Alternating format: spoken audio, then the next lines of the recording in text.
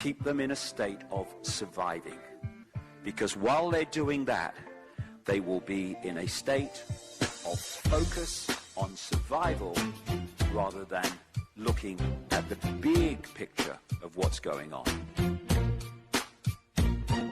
What's wrong with the world, mama? People living like they ain't got no mama. I think the whole world's addicted to the drug. Everything we have been told by this system is a lie.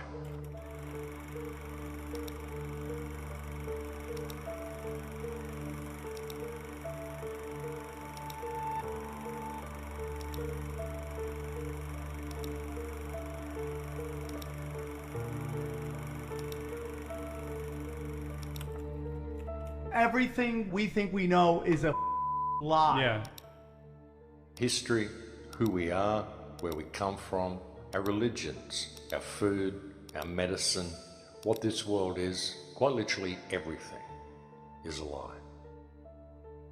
And that's why it's so difficult to ever really discover the truth and to wake up the people around us, because all of the information that we're even researching, most of it, has been falsified. That is why people are constantly locked into different belief systems, why they continue to argue with each other, and why they continue to perpetuate their divide and conquer programming. Because in everything that they're looking at and all the information that they've got, they never even factor in the reality. In any investigation into the past, which is invariably where we look to find out what happened and what brought us to this point, most of the information that we glean from old books about historical figures has been doctored, rearranged and rewritten, and in some cases it's actually even doubtful that many of these people even actually existed.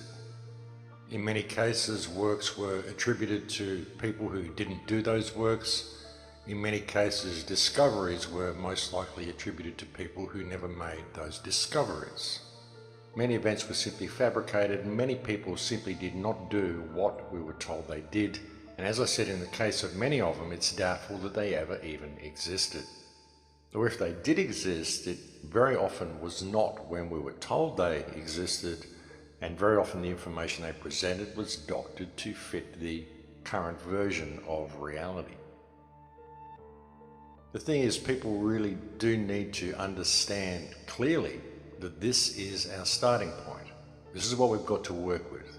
The fact that everything we've been told is a lie, and we cannot rely on any of the information that we get from any books anywhere. You know, the true reality is, and has always been, that all we can really rely on 100% is that which we go out and experience in the world for ourselves. And that's a very difficult thing for people to come to terms with. However, if one goes out and travels the world and really looks at things open-mindedly, the evidence that everything we've been told is a lie is everywhere, and it speaks for itself. The question is, what are we? And what is this world? Where do we come from? How do we get here? And where are we going? And the answer to all of these questions is what we're all searching for at the moment, because we've been led so far from our true path. And the biggest danger in trying to find a way out of this mess is in adopting belief systems along the way and closing yourself off to the myriad of possibilities that are still out there. The whole progress of civilization hasn't been this gradual thing that we think it has. It's been technology that's been gradually released to us all the way along. This technology already exists. A lot of the technology we've been using for the last 50 to 100 years, I would suggest, already existed. They had it before the Industrial Revolution even. The Industrial Revolution was a cover-up. The Industrial Revolution was put there to convey to us the concept of where we built this great civilization that we've got now, which isn't a great civilization at all. It's a prefab thrown together monstrosity. It has been thrown together and slapped in place on the bones of the civilization that exists underneath it. And the reason it's been thrown together and is so slapped together is because it's been done so haphazardly and so hurriedly, because they needed to cover up the fact that this civilization is there. And this is all portrayed by the historical event that is portrayed as the Industrial Revolution. Even the term Industrial Revolution sounds so impressive, and it creates this thing in your mind, you know, this time when we all figured out how things work, we got machinery and everyone started inventing things, and it led to this situation where building up from the mud of all of this stuff that everyone's slapping together and throwing together this huge city. Wow, look at what we've got. It creates the whole concept of how this happened, and it allowed them to slap all this together so haphazardly and so hurriedly. We lived in a world where all religions lived in peace with each other. We lived in a world where all nations lived in peace with each other. And then a few hundred years ago, this psychopathic, parasitic government system that we've got now superimposed itself over our reality and went out of its way to decimate everybody's memory of who and what they were, everybody's culture, everybody's history. They changed the whole thing. And since that time, they've fed us a complete crock of rubbish. They've told us lies about absolutely every single thing that they can.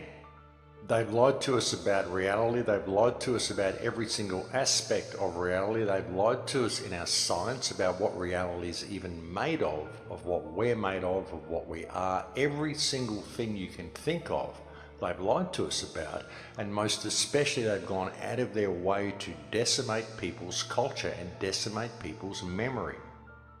Because if you can disconnect the people from their history and from their culture, then you disconnect them from what they are.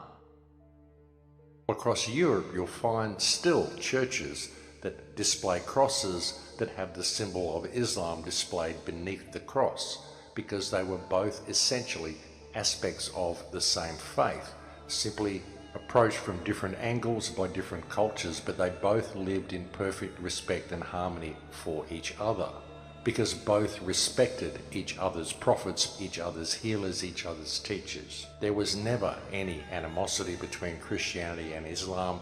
It was almost like an Islamo-Christian faith that existed right across Europe and across most of the world, because you can find depictions in many places where these religions embraced each other. There was no animosity between any faiths, because really when you look at all these faiths, they're all based in a understanding of peace and tolerance for everybody else anyway. The division came later, and the division was superimposed over the people, again by this parasitic government system that took control of the world and wiped out the last culture that existed here before us. And again, this has been done quite recently, folks. It hasn't been thousands of years since this culture existed. It wasn't thousands of years ago that all of these things were destroyed. It was only hundreds of years ago. And the fact is that very recently things were not the way they are now.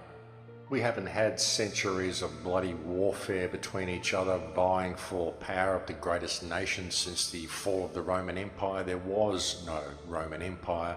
We have simply been fed a false history, and the reality is that we never had any war at all.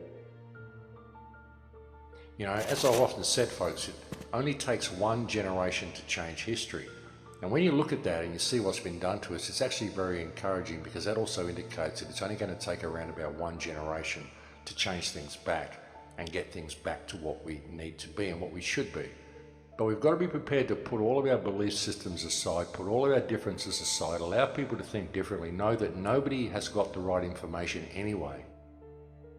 We've got to put our egos aside and allow everyone to just believe what they want to believe for now, and understand that we've been manipulated and controlled and trained to argue with each other about our differences. And the fact of the matter is that nobody really knows what's going on, because none of the information we've got to base any of our understandings on is reliable anyway.